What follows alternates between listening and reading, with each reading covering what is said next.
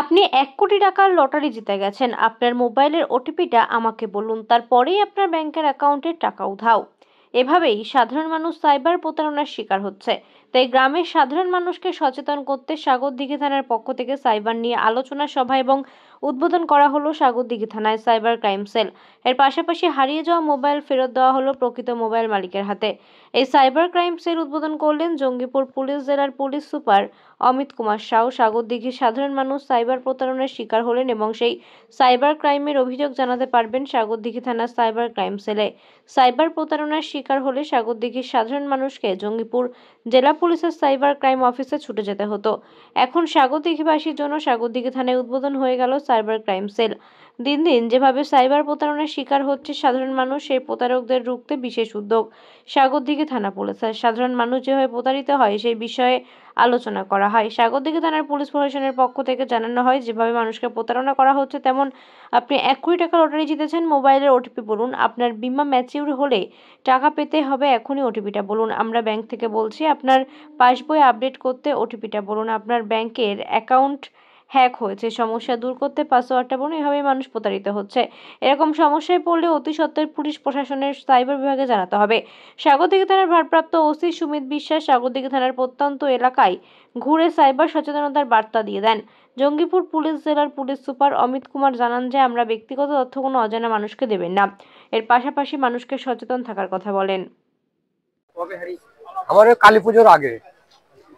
হ্যাঁ, ও আমার ছেলে যাচ্ছিল হাওড়া, হাওড়া থেকে বর্ধমানে ফোন করে বলে নিয়ে চলে গেছিল। নিয়ে আমি এখানে কমপ্লেন জানাই এই সাগরদিঘি থানাতে। তারপরে কি খবর? কালকে রাত্রে বাবু ফোন করলো, স্যার ফোন করলো যে আপনার মোবাইল পাওয়া গেছে, এসে নিয়ে যান। মোবাইল পেলি? হ্যাঁ, এখন পেলাম। ওই মোবাইলটাই? হ্যাঁ, ওইটাই। কি বলবেন সাগরদিঘি থানায়? ধন্যবাদ। আপনার নাম? সঞ্জয় ফুলবালি। চারগুণ বেড়ে গেছে। এই যে সাইবার প্রতারকের সংখ্যা বাড়ছে, এই সংখ্যা বাড়ার কারণ কি মনে হচ্ছে না যে প্রতারকদের দৃষ্টান্তমূলক শাস্তি না হওয়ার কারণেই বাড়ছে? না, ওটা মনে হচ্ছে না। এখন তো আমাদের মোবাইল ফোনে যেভাবে ডিজিটাল পেমেন্টস গুলো চালু হয়ে গেছে, আগে এরকম ছিল না। ১-২ বছর মধ্যে আমাদের যেই হারে ইউপিআই পেমেন্টস গুলো বেড়েছে, আমাদের ডিজিটাল পেমেন্টস গুলো বেড়েছে, ওই হারে তো ওই প্রপোর্শনে সব জিনিস বেড়েছে। আমাদের এই যে নতুন type of crime, cyber crime তো একদম নতুন টাইপ অফ ক্রাইম। এর মডাস অপারেন্ডি সবসময় ক্রিমিনালসরা যে সাইবার ফ্রড করে, ওদের চেঞ্জ হতে থাকে।